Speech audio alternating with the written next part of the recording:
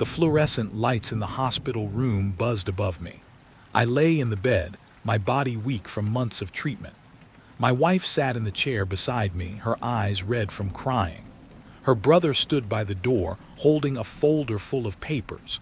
He walked toward me with a smirk on his face. "Just sign the papers already. You won't need it where you're going." My wife looked at her brother. She didn't say anything. She just stared at the floor. I took the pen from his hand. My hand trembled as I held it. I looked at the papers. They were asking me to sign over my house to them. The house I had worked 30 years to pay off. The house where my children grew up. The house where I had built my life. I knew what they were doing. They thought I was dying. They thought they could take everything while I was too weak to fight back. But they didn't know one thing. I had planned for this. I had always planned for this. My name is James, and I'm a father who was underestimated by the people I trusted most. But before we get to that, do us one quick favor. Subscribe, hit the like button while you're at it, and comment where you're listening from so we can see how far these stories are reaching. My name is James, and this is the story of how I took back my power when my wife's family tried to steal my home. Let me tell you about my life before all of this happened. I was born in a small town. My father was a construction worker. My mother stayed at home with us. We didn't have much money, but we had love. I learned early that the only person who will always protect you is yourself. I met my wife at a local diner when I was 23. She was beautiful. She had long brown hair and a smile that made my heart stop. Her family was different from mine. They had money. Her father owned a small business. Her mother was a teacher. They lived in a nice neighborhood. They had 2 cars in the driveway. When we started dating, her family didn't approve. They thought I wasn't good enough for her. They thought I was just a blue-collar worker with no future. But she loved me. She chose me anyway.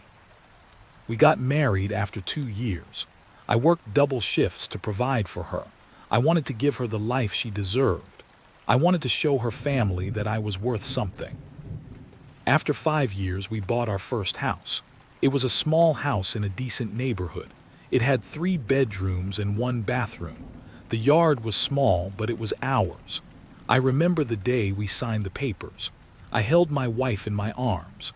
I promised her that I would always protect our home. For the next 20 years, I worked hard. I took every overtime shift. I saved every dollar.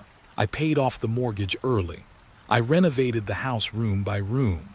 I built a deck in the backyard. I planted a garden. I made it into a home. We had 2 children, a son and a daughter. They went to good schools. They played sports. They were happy. I thought my life was perfect. Then everything changed. It started with a cough. I thought it was just a cold. I thought it would go away, but it didn't. The cough got worse. I went to the doctor. He ran some tests. He sent me to a specialist. The specialist gave me the news. I had a serious illness. It was treatable, but the treatment would take months. I would need to stay in the hospital. I would need to have surgery. I would need to rest. I was scared. I had never been sick before. I didn't know what to expect. My wife was with me. She held my hand. She told me everything would be okay. But then her family started coming around. They came to the hospital more often. They brought flowers. They brought food. They smiled at me. They told me to get well soon. At first, I thought they were being supportive. I thought they cared about me. I was wrong. It was my wife's brother who came to see me first. His name was Robert. He was 5 years older than my wife. He had always been successful. He had a big house. He had a nice car. He had a family business that he took over from his father. Robert sat in the chair beside my bed. He looked at me with a strange expression. It wasn't pity. It wasn't concern. It was something else. It was hunger. "James, we need to talk about your house," he said. I looked at him. I didn't understand.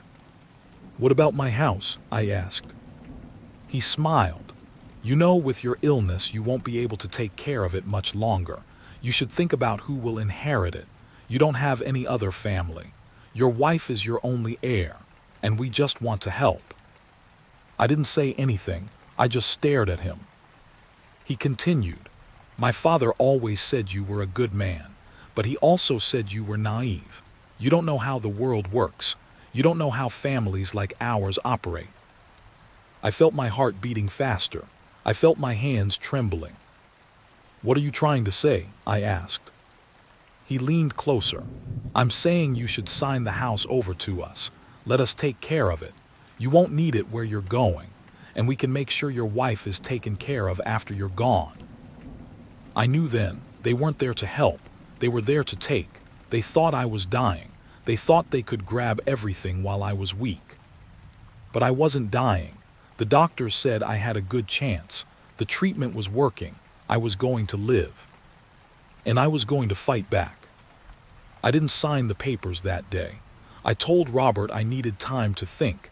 He didn't like that. He frowned. He left the room without saying goodbye. My wife came to see me that night. She sat on the edge of my bed. She looked at me with tears in her eyes. "James, I'm sorry about my brother," she said. "He can be pushy, but he's right about one thing. We need to think about the future." I looked at her. I wanted to tell her everything. I wanted to tell her that I had a plan, but I couldn't, not yet. "What do you want to do?" I asked. She hesitated. "I think we should listen to my family. They know what's best. They have experience with these things." I felt a pain in my chest. It wasn't from my illness. It was from her words. She was choosing them over me. She was believing their lies. But I didn't argue. I just nodded. "Okay," I said, "we'll think about it." That night I called my attorney. I had known him for 20 years. He was a good friend. He had helped me with my will when I bought the house. I trusted him completely. I told him what happened. I told him about Robert and my wife's family.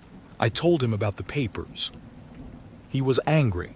"James, you can't sign those papers. They'll take everything. You need to protect yourself." "I know," I said.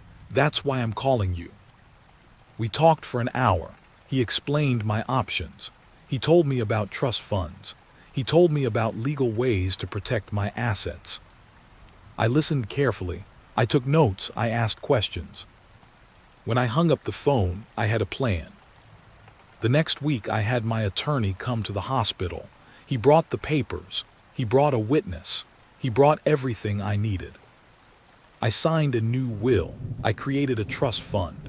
I put my house in the trust. The trust would go to my children when I died, not to my wife, not to her family, to my children. My wife didn't know about this. I didn't tell her. I couldn't trust her anymore. My attorney looked at me. "Are you sure about this?" he asked. I nodded. "I'm sure," I said. "They want to play games, let's play." The months passed. The treatment worked. I got stronger. I left the hospital after 6 months. I went home to my house. My wife was there.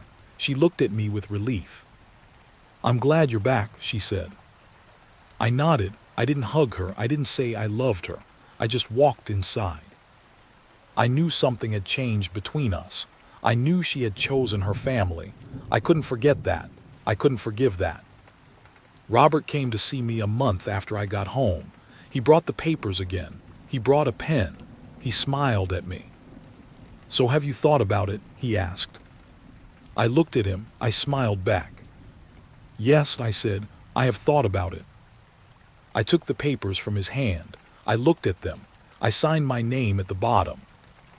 Robert's smile got bigger. He thought he had won. "Thank you, James," he said. "You made the right choice." I handed him the papers. I watched him leave. I laughed to myself. He didn't know what he had just signed. 2 years passed. I got better. My illness went away. I was healthy again. I went back to work.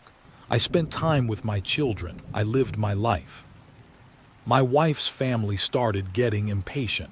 They kept asking about the house. They kept asking about the papers. They wanted to know when they could move in. Robert called me every week. He asked if I had changed my mind. He asked if I was ready to sign more papers. I told him I needed more time. I told him I was thinking about it. I was waiting for the right moment. Then one day I got a call from my attorney. He told me it was time. He told me to come to his office. I drove there. I sat in his chair. He looked at me with a serious expression. "James, I need to read you your will," he said. "Are you ready?" I nodded. "I'm ready." He opened the folder. He read the document. He explained every detail. He explained the trust fund. He explained what would happen to my house. When he finished, he looked at me. "Do you have any questions?" I shook my head. "No," I said, "I understand." He stood up. He walked to the door. He opened it. Robert was standing there. My wife was beside him. They walked inside. They sat down. The attorney looked at them. He cleared his throat. "I have an announcement," he said. "James has asked me to read his will. He wants you to hear this." Robert smiled. He thought this was it. He thought he was finally getting the house. My attorney began to read. He read every word. He read about the trust fund. He read about my children. He read about the house.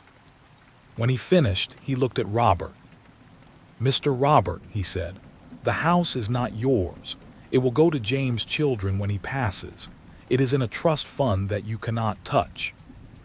Robert's face turned white. He stared at the attorney. He stared at me. "That's not possible," he said. "James signed the papers. He signed the house over to us." I stood up. I walked toward him. I looked him in the eye. "I thought you were smarter than that," I said. "You didn't check what you were signing. You didn't read the papers. You just assumed you had won." Robert's hands trembled. He looked at the papers in his hand. He realized then he had signed something else. He had signed a document that had no power. He had signed a fake. My wife started crying. She looked at me. She reached for my hand. "James, please," she said, "don't do this." I pulled my hand away. I looked at her. "You had your chance," I said. "You chose your family. You believed them over me. Now you have to live with that." The attorney looked at Robert. He handed him a paper. "You have 30 days to vacate the property," he said. "All of you. The house belongs to the trust now." Robert stood up. He threw the papers on the floor. He walked out the door. He didn't look back. My wife stayed. She sat in the chair. She cried. "James, I'm sorry," she said. "I didn't know. I didn't understand." I looked at her. I felt nothing. No anger, no sadness, just emptiness. "You made your choice," I said. "Now I am making mine." I walked out of the office. I drove home. I packed my bags. I left. That was 3 years ago. I live in a different city now. I live near my children. I see them every week. We have dinner together. We talk about our lives. My wife tried to contact me. She called. She wrote letters. She asked for forgiveness. I didn't answer. I didn't respond. Robert tried to sue me. He hired a lawyer. He went to court. He lost. The judge ruled in my favor. The trust was legal. The house was mine. I sold the house a year later. I used the money to buy a smaller place. I saved the rest for my children's education. I learned a lot from that experience. I learned that you can't trust everyone. I learned that family isn't always blood. I learned that the only person who will always protect you is yourself. Now I am healthy. I am happy. I am free. My children know the story. They know what their mother's family did. They know what I did. They understand why I made the choices I made. I don't hate my wife. I don't hate Robert. I just feel sorry for them. They let their greed consume them. They let their jealousy drive them. They lost something more valuable than a house. They lost me.